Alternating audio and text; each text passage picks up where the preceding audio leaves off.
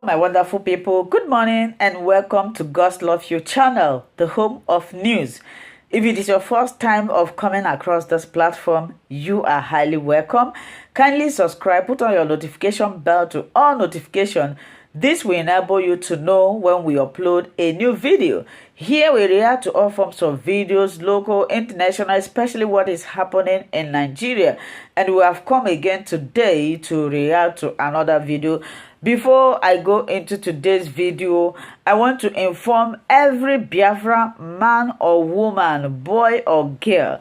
There is one news that is going on that the Nigerian youth, they are preparing for peaceful protest, they call it. If you are a Biafra, if you are an Igbo man or woman, please don't involve yourself in anything called protest because it is prohibited, forbidden in Nigeria. At the end of the day, now we people go carry this thing. At the end of the day, onu waka ga-egbu. Asị na ekwu ma ntị anọ mgbe a ga-egbu isi egburu ntị. Sit in your house, pray for them to be successful. Do not go out there because oke soro mgbere ma mmiri ọkọ mgbere ọya ha aka oke. Be wise. Be wise. Onye akpọrọ asị na-ejikwa onwe ya ejikwa. Do not go out there to say you are going to protest, whether peaceful, sleeping, jumping, or sleeping. Do not stay in your house. Pray to God. Pray for them. Watch them in television until everything get better. So in today's video, I want you to watch this video to the end about the creation of whatever. I don't know. Let's listen. This call for a new state creation across board. So why the need for a new state? Not necessarily ATT in this instance. Okay, you know very well that the Southeast have been marginalized in the area of state creation. Other zones have 6 states, except Southeast. And the birth of Etiti State, the other way around, was called Equity. But we cannot call it Equity because it's an Igbo state. So we believe we must go by a name that is Igbo name. That is why we call it Etiti. Etiti means to balance. Equity means is justice, is equity. Etiti stands for the peace and harmony of Nigeria.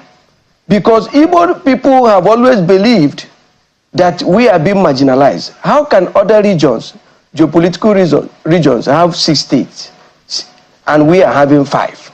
And this Etiti state, why is accepted by all? Because every part of Southeastern state is part of the Etiti state. If you come to Abia state, we have 2 local governments that form my own constituency. I represent Iskwato and Umunnochi Federal Constituency. Iskwato and Umunnochi is in that Etiti. You come to Ebonyi State, we have Ivo local government and Ohoza local government, which Kama and Kemkama represents. You go to Anambra State, we have Orumba North, Orumba South, which Princess Chinwe represents. You come to Imo State, we have Okigwe and Onimo, represented by our sister Miriam Onoha. To Enugu State, we have our brother Anayo Onwebu, who is representing Ojiri Vanieri and Ogu. These constituencies are these constituencies that come together, and this is also part of the agreement of 2014 confab led by our elder statesman, General Ikewachukwu. So this is an agreement by the Igbo nation that we need one more state to be able to balance, for us to believe that we are in one Nigeria. All right, because the only thing that have been created, yeah. My apologies, so that for the record, so people who missed out, is the name of the state going to be Etiti? Yes, a TT state. Is this different from Olu? TT state. Is it different from Olu state? Of course. Olu state is not even in consideration at all. But we understand that has beginning. also passed. That hold on, we understand that has also passed first reading. Is that true? Yes. So why you say it's not under consideration? Because I know Ikengo Gochinra, I've had conversation with him. Yeah, I think it's from Mediator North, Mediator South. So why can't the region? Because you're calling what you're agitating for is equity. There's Northwest has 7. Yes. Every other region has 6. Only Southwest has Southeast rather has 5. So you're making a case for an additional state for just equity. We're going to come back to some of the substance of the conversation. So why do we have this divided argument, ETT or Olu and maybe any other one? No, I don't think there is a divided argument there. You know, this is politics. People have their own views. People can do things the way they feel most times. People can be faster than their shadows sometimes. But we as Igbo nation, our fathers have agreed on something. And they agreed on this ETT state on 2014 confab. Because that is why then it was called equity. Equity means, it's not the name of the state, equity. But what they mean by that equity is that we agreed. Okay. And is a justice state, is a state that will be for equity and justice. All right, I'm going to come back to you on some of this issue. Let's get in another set of agitation, this time from the Anioma Nation in Delta State. We've been joined in the program by Mr. Elsita Ogana, is a legal practitioner. Mr. Ogana, thank you so much for coming on the program. Thank you for inviting me. And so, your region is like the Igbo-speaking region of Delta State, when you consider Urhobo, Shekiri, and others, and the Jos. Yours is the Igbo-speaking area. So, in getting this, in agitating for this state, why are you agitating for this state on one hand? 2, is this state going to be part of the South-South or Southeast? For the question, first and foremost, the agitation for Anioma state creation didn't start in this decade. It didn't start in the last decade either. It started in the 1950s and was led by, God bless his soul, Diojiba of Ahaba, Chief Dennis of Sarebe. So it's not a quest that started today.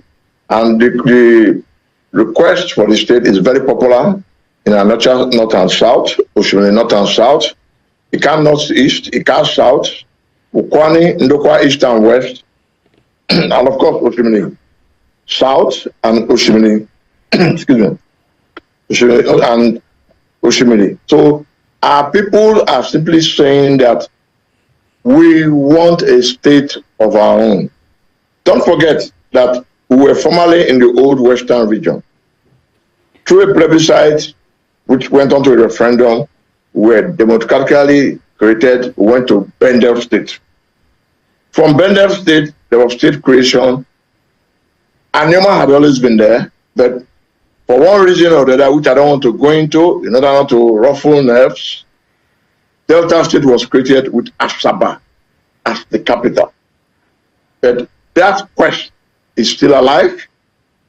That quest is genuine, is germane, is relevant, and Anioma State does not need federal allocation to survive. We have the bulk of gas reserves in Anioma State. When you talk about human resources, you cannot go further than Anioma. We have professionals in Nigeria and the diaspora, and we are ready to pursue our claims legitimately. So that's one leg of your question. The second leg of your question is whether it should be in the South-South and in the Southeast. As of today, 2nd July 2024, we all know that the finances of Nigeria are not what they used to be.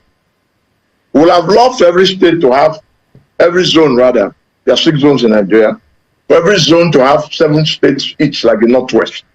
But that would be expensive, the logistics, the bureaucracy will be too expensive to run on the budget of Nigeria today. So what we are saying is other states in other zones, apart from Northwest that has 7, the South has already 6 states, the Southwest the same thing, the South the same thing. So we're now saying that the Anioma state creation that have been part of the Igbo state union, that have been part of the Ohanese movement, should be part of the Southeast, because that is the only state that needs to be created now. All right.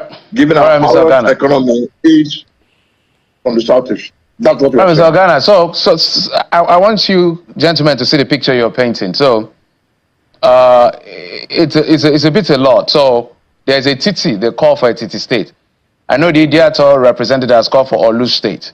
And now Anioma, which has to go to the southeast, according to you. For the records, you say you have gas reserve. You don't need to depend on federal allocation. Well, gas reserve, according to our law, is still under the government, the federal government, that will now extract all of that. So you need amendment of the constitution. So let me come back to you, Mr. Oga. One of the things that one will have to consider, possibly to begin to agitate for a state, is economic viability. Have you looked at all the variables to be able to make a case why, beyond the issue of equity, what about sustainability? I'll give you an example. From the data of 2022, the fiscal performance of all the states in Nigeria, I keep citing that because that is the document we can rely on. Most states in Nigeria are not viable. Experts are even saying 25 to almost 30 states. If they were companies, they will fold. So the question of calling for more states is a divided opinion on one hand. Let me give you an example. Bayelsa State has oil. Bayelsa State is endowed with a lot of body of water. But Bayelsa State is highly dependent on fact to the tune, as at 2022, of over 90%. That's an oil-producing state.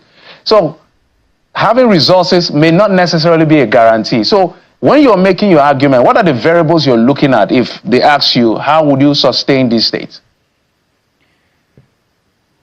Okay, thank you, my brother. You see, when you are talking about viability of states, I don't know whether if you look very well, you will find out that the states are not doing what they're supposed to do or gaining what they are supposed to gain in terms of IGR.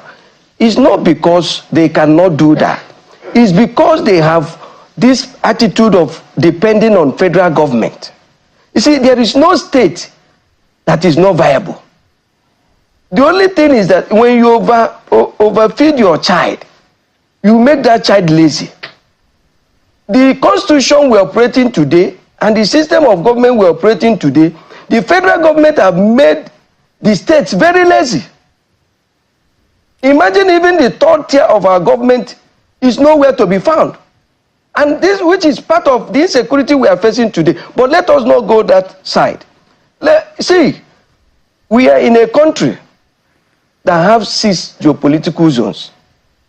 And first of all, before we talk about viability, let's talk about equity. Let's talk about justice. All the problems we are facing in this country today is one of the major reasons is when people feel that they are not part of the system. The Igbo nation have feel that they are not part of the system because of the way certain things are being done. Mr. Oga, Honorable Oga, just a minute, if I may butt in, sir. My question is simple and direct. Okay. Equity is a non-debate. Equity. My question is viability. That's my question. Mm-hmm. That is what I'm telling you. There is no state that is not viable. If you want every state to function without the federal government allocation, you will make the state to work by moving some of the things to regions or states to do certain things. Like I said earlier, they may not be viable, some of those states you are calling, because of the structure of the system, depending on federal allocation. When you move certain things to states to be able to handle by themselves, there is no reason they will not generate and sustain themselves. All right, So let me the go issue to of viability. my apologies, It's Mr. not the Oga. question here now. My apologies. Let me, so that we can take everybody's opinion. Let me go to Mr. Organa on this one.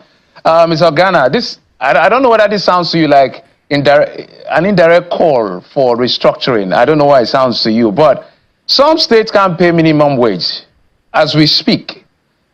Some governors have even said the 60,000 or 62,000 the government is proposing, the federal government can't work. Let me give you a picture of our macroeconomic situation. So when this government came in, they inherited a couple of things. Subsidies for fuel, they had to remove. The reason is maybe our bill was almost 5 trillion. They were subsidizing electricity about 2 trillion. Subsidizing FX about another 3 trillion. Some debt service, another 7 trillion. When you look at all the wage bill, about 7 trillion. That's beside recurrent expenditure. Now we have over 100 trillion naira in terms of our debt burden. And our debt to GDP ratio has crossed 50%. We're choking as a country. Do we need additional burden? If you were presented with what I just did now, how do you